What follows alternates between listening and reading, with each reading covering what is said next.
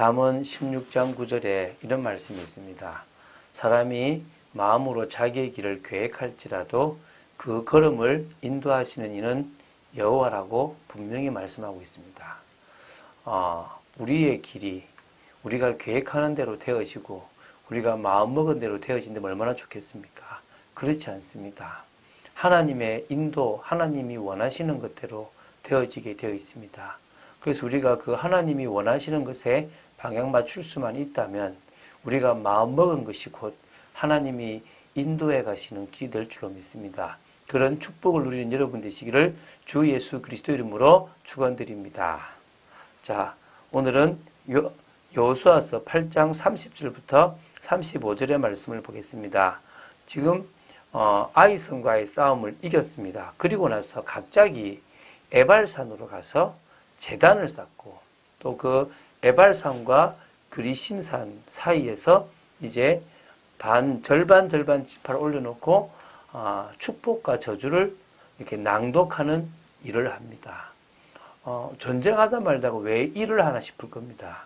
이것은 여호와께서 모세를 통하여 명령하신 거고 하나님이 원하시는 것입니다.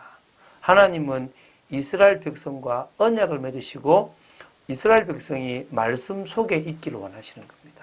근데 자꾸 우리는요, 전쟁에 이기고 우리가 원하는 것이 되어지려고 하고 있습니다. 여러분이 지금 계획하고 생각하는 게 진짜 하나님하고 맞는 겁니까? 그렇다면 응답받습니다. 그런데 내 거를 자꾸 하나님 걸로 껴맞추려고 한다면 여러분 응답 못 받습니다. 잘 생각하시고 진짜 가장 중요한 것은 하나님과 나와의 관계임을 놓치지 않는 여러분 되시기 바랍니다. 30절부터 짧지만 이렇게 한번 보겠습니다. 그때 여호수아가 이스라엘의 하나님 여호와를 위하여 에발산에 한 제단을 쌓았으니, 지금 전쟁을 하다가 중간에 지금 이겼다고 제단 쌓는 것이 아니라 딱 위치가 왔을 때 그 위치에 모세를 통하여 하신 말씀, 신명기 27장 2절부터 7절에 제단을 쌓는데 또 그리고 그리심산과 에발산에서 지금 축복과 저주를 하라는 겁니다. 중간중간에 종교의식과 중간중간에 예식들이 있습니다. 요단강을 건너고 나서 갑자기 뭐합니까? 할례를 행하고 갑자기 뭘 하죠?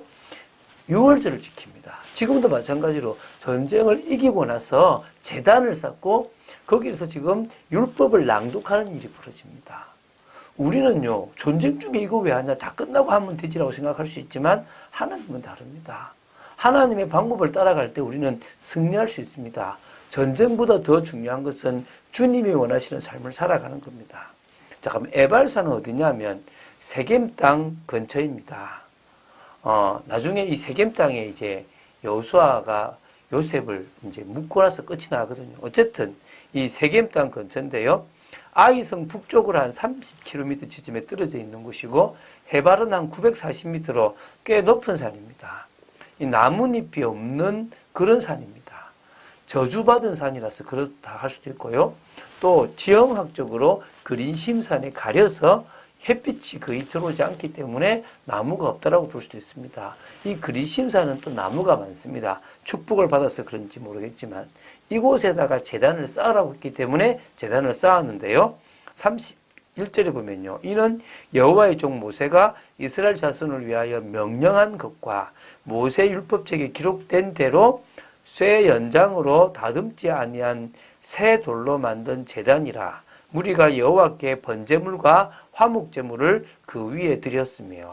그러니까 모든 이 과정이 신명기를 통하여 이미 하신 말씀대로 되어 있고요. 율법책에서 하라고 하는 방식, 다시 말하면 쇠 연장으로 다듬지 아니하는 새 돌에다가 제단을 쌓았어요. 거기다가 처음으로 드린 이제 제가 뭡니까? 이 번제물과 화목제물입니다. 6월절에서도 이미 제사를 지냈고요. 또 아이성 전투 이후에 또 번제물과 화목제물을 드렸습니다. 번제물은요, 헌신을 의미하는 거고요. 화목제물은 감사와 화목을 의미합니다. 이 제단을 통해서요, 하나님 앞에 철저히 헌신하겠다라는 다짐과 하나님께서 베풀어 주신 그 은혜와 은총에 감사하고 이제 하나님과의 진정한 화목을 이루겠다라는 그런 고백을 하는 것입니다. 그것을 했거든요. 32절에 보면요. 여호수아가 거기서 모세가 기록한 율법을 이스라엘 자손의 목전에서 그 돌에 기록하며 그 제단에다가요. 그 제단에 있는 돌에다가 뭘 하냐면 모세가 기록한 율법을 다 기록하는 겁니다. 이스라엘 보는 데서 새긴 거죠. 십계명을 새겼다고 보시면 됩니다. 십계명은 시내산에서 모세가 처음 새겼고요. 거기서 또 새깁니다. 기억해라 이거. 지금 저 언약궤 속에 담겨진 십계명의 내용이 이 내용이다. 이 내용을 너희들이 알아야 된다.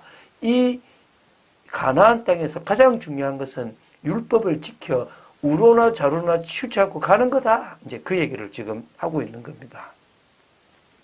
33절을 보겠습니다. 온 이스라엘과 그 장로들과 관리들과 재판장들과 본토인뿐 아니라 이방인까지 여호와의 언약궤를 맨 레위 사람 제사장들 앞에서 궤의 좌우에 서되 절반은 그리심산 앞에 절반은 에발산 앞에 섰으니 이는 전에 여호와의 종 모세가 이스라엘 백성에게 축복하라고 명령한 대로 함이라. 온 이스라엘과 또 거기에 관계되어 있는 이방인들, 거류민들까지 다 모여가지고요. 절반은 그리심산 앞에 서고요. 절반은 에벨산 앞에서 올라가는 것이 아니라 그 앞에 섰습니다. 그러면 그리심산 앞에 선 지파가 뭐냐면요. 시므온 지파, 레위, 유다, 이사갈, 요셉, 베냐민 지파가 섰고요. 그리고 에발산 앞에서는요. 르벤, 갓, 아셀, 스불론, 단, 납달리 지파가 서서 선포할 때마다 낭독할 때마다 아멘, 아멘이라고 이렇게 따라서 이렇게 이야기를 따라 했고 그 고백했습니다. 중간에 여호와의 언약궤를 맨 제사장이 딱 서 있는 거죠. 무슨 말입니까?